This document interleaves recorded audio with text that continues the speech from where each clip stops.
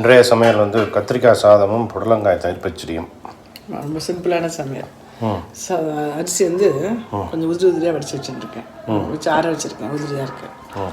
கத்திரிக்காய் வந்து ஒரு நறுக்கி வச்சுருக்கேன். அப்படி கொஞ்சம் பொடி என்ன பண்ண பொடினா இது 3 ஈக்குவல் அளவு. தனியா, கடலைப்பருப்பு, உளுத்தம்பருப்பு எல்லாமே ஒரு சின்ன ஸ்பூனில் 1 ஸ்பூன் எடுத்துட்டுருக்கேன். கடுகு உளுத்தம்பருப்பு போட்டு கத்திரிக்காய் இருக்கு இல்லையா, கத்திரிக்காய் போட்டு வதக்கிட்டு இந்த பொடியும் போட்டுட்டு சாதம் போட்டு கிண்ட வேண்டியதான். அவ்வளோதான். ஆமாம். தயிர் பச்சடி வந்து புடலங்காய் எடுத்து வச்சுருக்கேன். புடலங்காய் அடுப்பில் உப்பு போட்டு கொஞ்சம் வேக வச்சுட்டு தயிர் கடைஞ்சி வச்சுருக்கேன். அந்த புடலங்காய் வந்ததுக்கப்புறம் இந்த தயிரை விட்டு கடுகு தாளிச்சு கொட்ட வேண்டியது, கடுகு ஒரு மிளகாய் தாளிச்சு கொட்ட வேண்டியதான். ஓகே. இந்த கத்திரிக்காய் சாதம் வந்து இந்த வாங்கிபாத் மேலே தானே வாங்கி நம்ம ஆற்றுல வாங்கிபாத் கடையில் பொடி வாங்காமல் ஆற்றுல டக்குன்னு பண்ணிடலாம். நம்ம 4 டைம் பாக்ஸ் கூட பண்ணிடலாம் அந்த பொடியா. ஆமாம். புடலங்காய் கொஞ்சமாக இருக்கனால இந்த சின்ன பாத்திரத்தில் அப்படியே வேக வச்சுக்கிறேன், உப்பு போட்டு லேசா இங்கே வறுத்துக்கிறேன், வறுத்துட்டு போடுறேன். போன வீடியோவில் சொல்லியிருந்தோம் நான், ஏகாதசி வீடியோவில் அந்த சித்திரை மாதத்தில் ராமரை பற்றி நினைக்கிற ரொம்ப விசேஷம். ஸோ ராமநாமன் சொல்கிறது வந்து மனசுக்கு வலிமையும் இனிமையும் கிடைக்கும், நிம்மதி கிடைக்கும், சொல்லிகிட்டே இருக்கணும் அப்படி சொன்னீங்க இல்லையா. சதா காலமும் ராம ஜபத்தை சொல்லணும்னு. ஸோ அதோட பலன் என்னன்னு சொல்லணும்னு சொன்னீங்க இல்லையா, சொல்லுங்க. அதுக்கு வந்து ஒரு குட்டி கதை இருக்கும், ராமஸ்மரணை அப்படின்னு சொல்கிறோம் இல்லையா. கதை பார்ப்போம். ராமஸ்மரணை அப்படிங்கிறது வந்து சதா சர்வ காலமும் ராமநாமம் மனசில் ஓடிகிட்டே இருக்கும். வாயை விட்டு சொல்கிறதும் மனசுக்குள்ளே சொல்லிக்கிறதும் நல்லது.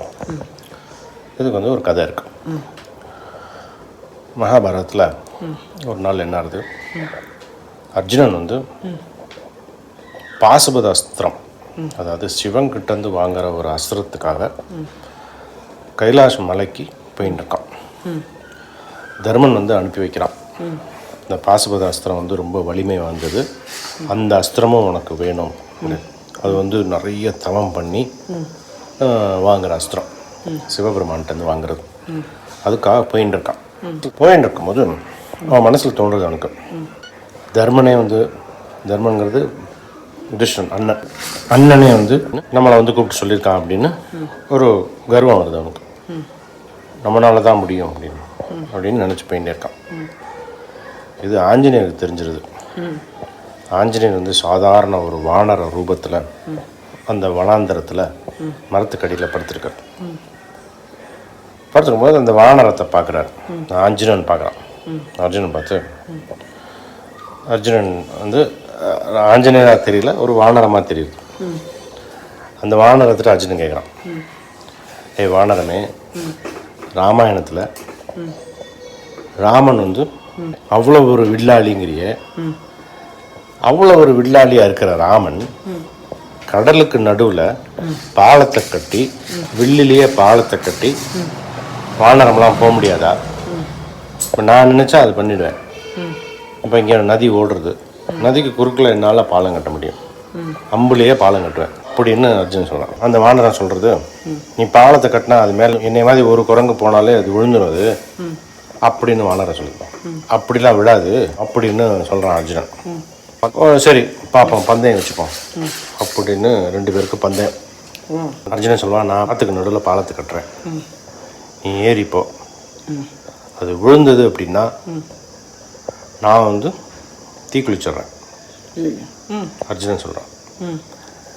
அது விழலை, நீ பாட்டு நீட்டாக போயிட்டு வர முடியும் அப்படின்னா நீ வந்து எனக்கு அடிமை அப்படின்னு அர்ஜுன் சொல்கிறான். அந்த குரங்கு பார்த்து அந்த குரங்கு வடிவத்தில் இருக்கிற ஆஞ்சநேயர் வந்து சரி அப்படின்னு சொல்லிட்டு ராமநாமத்தை சொல்கிறார். இவன் ஆற்று நடுவில், நதிக்கு நடுவில் பாலத்தை கட்டுறான் அம்புலேயே. அந்த குரங்கு ரூபத்தில், சின்ன ரூபத்தில் இருக்கிற ஆஞ்சநேயர் வந்து காலடி எடுத்து வைக்கிறார். வச்சோடனே பாலெல்லாம் சுக்குநூறாக உடஞ்சிருது. அர்ஜுனன் கட்டினது உடஞ்சி போயிடுது. ஒரு அடி கூட எடுத்து வைக்கல. அர்ஜுனனுக்கு ரொம்ப ஷாக் ஆகிடுது. ஆனால் திரும்ப ஒரு குரங்கு வந்து பாலத்தை வச்சோன்னே நம்ம கட்டின பாலமாக இது, அவனுக்கு ஆச்சரியமாயிடுது. சரி என்ன பண்ணுறது, பந்தயம் ஒத்துண்டாச்சு, அவன் தீக்குளிக்கிறேன்னு சொல்லிட்டான். அவன் சரின்னு சொல்லிட்டு அவன் எல்லாம் தீக்குளிக்கணும்னு நினைக்கும் போது அவன் அண்ணனை பற்றி ஞாபகம் வருது, குருக்ஷேத்திரா போர் பற்றி ஞாபகம் வருது. அந்த கடமைகள்லாம் இருக்கு இல்லையா, அதை விட்டுட்டு போகணுமே, இருந்தாலும் ஒத்துன்ட்டான். சரின்னு தீ மூட்டுன்றான். தீ மூட்டின்னு இருப்பான். அப்போ அந்த பக்கம் ஒரு வழியாக ஒரு வயசானவர் வருவார், முதியவர் வருவார். வந்து என்ன நடக்கிறது இங்கே அப்படின்னு கேட்பார். கேட்கும்போது அர்ஜுனன் சொல்லுவான், இந்த மாதிரி எனக்கும் இந்த வானரத்துக்கும் போட்டி நடந்தது. நான் வந்து அர்ஜுனன் பெரிய வில்லாடி, ஒரு பாலத்தை கட்டின அம்பில் வானரம் ஒரு அடி எடுத்து வச்சுன்னு இந்த பாலம்லாம் சுக்குநூறாக போயிடுத்து. பந்தயத்தில் நான் தோத்துட்டேன், அதனால தீக்கு வைக்க போகிறேன்னு அவர் சொல்லுவார். முதியவர் சொல்லுவார், பந்தயங்கிறது வந்து உங்கள் 2 பேருக்கு நடக்கிற பந்தயத்தில் ஒருத்தர் நடுவில் தீர்ப்பு சொல்கிறதுக்கு ஒருத்தர் இருக்கணும். அப்போ தான் அது பந்தயம். ஏன்னா நீ சொல்கிறது சரியா அவன் புரிஞ்சிருக்க மாட்டான். அதனால பந்தயத்தில் எப்போவுமே நடுவில் ஒருத்தர் இருக்கணும், நடுவர்னு ஒருத்தர் இருக்கணும். அதனால் இப்போ நான் நடுவர்னு வந்துட்டேன், இப்போ பந்தயத்தை வை அப்படிம்பாரு. ஒரே நிமிஷம் நான் சொல்லிடுறேன். கொஞ்சம் எண்ணெயை விட்டு கடுகு போட்டுருந்து உளுத்தம்பருப்பு போட்டுருக்கேன். உளுத்தம்பருப்பு கத்திரிக்காயம் போட்டு வதக்கிட்டு அப்புறம் திருப்பி போட்டி நடக்கும். திருப்பி ஆமாம், அது வந்து நடுவர் அப்போ இல்லையா, அதனால இப்போ அந்த முதியவர் தான் நடுவர். அப்போ அர்ஜுனனுக்கு லைட்டாக பயம் வந்துடும். நம்ம பெரிய வில்லாளி நினச்சி பாலத்தை கட்டினான், வானரம் ஒரு அடி எடுத்தோன்னே சுக்குநூறாக போயிடுச்சு இல்லையா, கிருஷ்ணன் நினச்சிப்பான். அர்ஜுனன் வந்து கிருஷ்ணனுடைய நண்பன் இல்லையா, கிருஷ்ணன் நினச்சிப்பான். கிருஷ்ணா மானத்தை காப்பாற்று, இந்த மாதிரி ஆய்ப்படுத்து ஃபஸ்ட்டு இதில் தீக்குளிக்கலாம் முடியாது, ஏன்னா அப்புறம் எனக்கு நிறைய வேலைகள்லாம் இருக்குது, அதனால் கொஞ்சம் மானத்தை காப்பாற்றுறாப்பான்னு சொல்லிட்டு கிருஷ்ணன் நினச்சி வேண்டிப்பான். வானரம் இருக்குல்ல ஆஞ்சநேயர் வந்து இந்த தடவை ராமநாமன் சொல்ல மறந்துடுவார். ஏன்னா போன தடவை வந்து ஒரு அடி எடுத்து வச்சுட்டே பாலம் உடஞ்சதா இல்லையா, ஆஞ்சநேயருக்கு வந்து நம்பிக்கை வந்துடும்.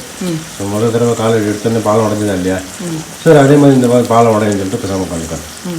இவன் கிருஷ்ணனை பற்றி நினச்சிருப்பான். கிருஷ்ணனை பார்த்து வேண்டிட்டு கிருஷ்ணா மனத்தை காப்பாற்றுறான்னு சொல்லிட்டு வேண்டிட்டு ஆற்றுக்கு நடுவில் பாலத்தை கட்டுவான். பாலம் ரெடி ஆனோடனே ஆஞ்சநேயர் போவார், கால் எடுத்து வைப்பார், ஒன்றும் ஆகாது. 2 கால் எடுத்து வைப்பார், ஒன்றும் ஆகாது. நல்லா பாலத்துக்கு நடுவில் போய் தவாண்ட போடுவார், குட்டிக்கர் நடிப்பார், ஒன்றும் நடக்காது. பாலம் அப்படியே ஸ்ட்ராங்காக இருக்கும். அர்ஜுனன் அப்படி முழிப்பான், இந்த பக்கம் ஆஞ்சநேயர் அந்த பக்கம் வந்து இறங்கி வந்து அவரும் முழிப்பார். போன தடவை இப்போதான் ஒரு 5 நிமிஷத்துக்கு முன்னால் பாலம் உடஞ்சிது, இப்போ என்ன இவ்வளோ ஸ்ட்ராங்காக இருக்குன்னு அவர் குட்டிக்கரெல்லாம் அடிச்சு பார்ப்பார், ஒன்றுமே ஆகாது. அது 2 பேருக்கும் ஒன்றும் புரியாது. 2 பேருக்கும் புரிஞ்சிடும் வந்தது வந்து இது வயசானவர் தோற்றத்தில் வந்தது வந்து ஒரு முதியவர் இல்லை அப்படின்னு 2 பேருமே கேட்பா, யார் நீங்கள் அப்படின்னு. தான் பெருமாள் வருவார், சொல்லுவார். முதல்ல வந்து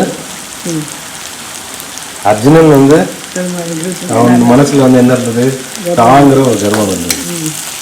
ஆஞ்சநேயருக்கு ராமன் மேலே ஒரு பக்தி இருந்தது, ராமன் மேலே ஒரு நம்பிக்கை இருந்தது, ராமநாம ஜபம் ஓடிட்டு இருந்தது. அதனால அவன் நினைச்சது நடந்தது.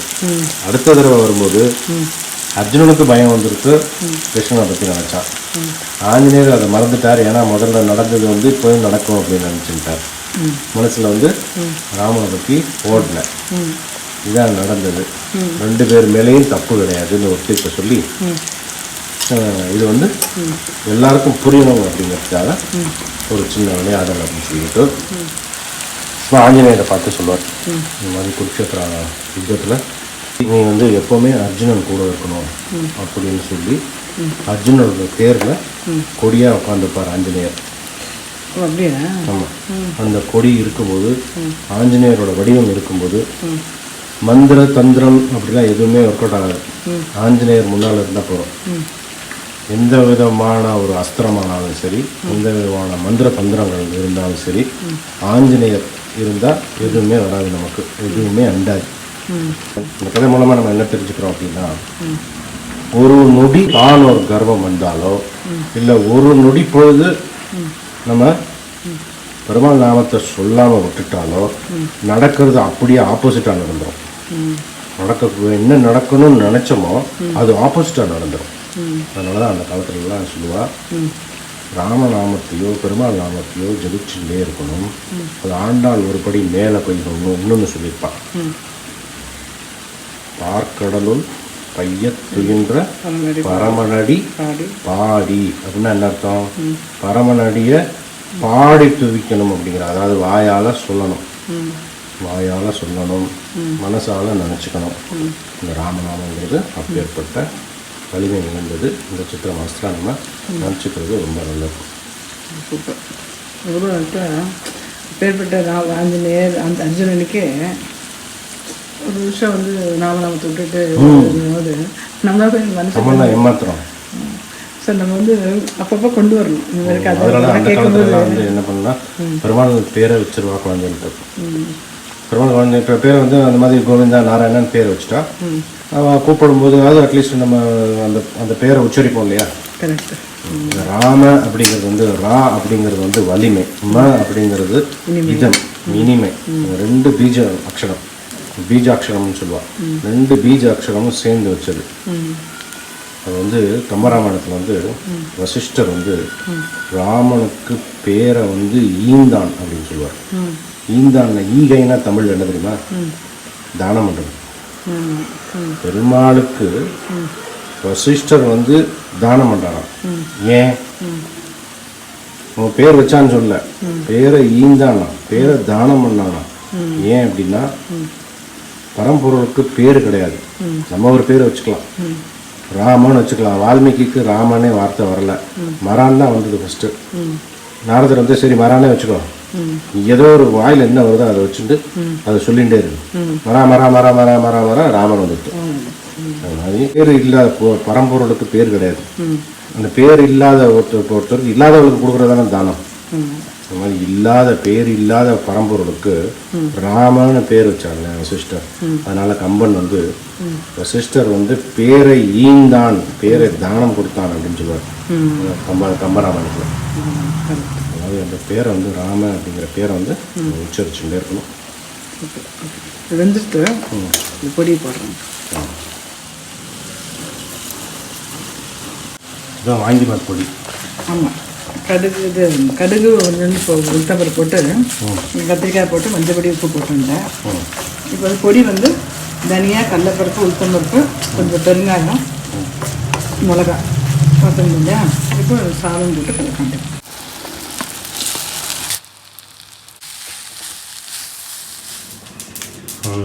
கத்திரிக்காய் சாதம் அமர்க்கலாமா இருக்குது. பயிர் பச்சடிக்கு காய்ச்சி பண்ணிட்டோம். புடலங்காய் எண்ணெய் உப்பு போட்டு ஜலம் விட்டு எண்ணெய் வேகணும் வெந்துருச்சு ஒன்றா இல்லை. இப்போ வந்து இந்த மோரை கடைஞ்சிட்டுருக்கேன். கெட்டியாக வேண்டாம் அப்படின்னால எட்டி மோரை கடைஞ்சிட்டுருக்கேன். அதை விட்டுன்ட்டு இது வந்து கடுகு, ஒரே ஒரு மிளகா, கருவேப்பிலை, கத்திரிக்காய் சாதமும் அமர்க்கலாமா இருக்குது. அந்த ராமநாமத்துக்கு கேட்குறது சொன்னீங்க இல்லையா கதை. ஆமாம். ஒரு அர்த்தமுள்ள கதை. நமக்கு ஏதாவது ஒரு மனசு சரியில்லைன்னா பெருமாள் நினச்சி கோயில் போவோம், எல்லாம் பண்ணுவோம். கொஞ்சம் என்ன ஆகிட்டோம் பெருமாளை மறந்துடும்.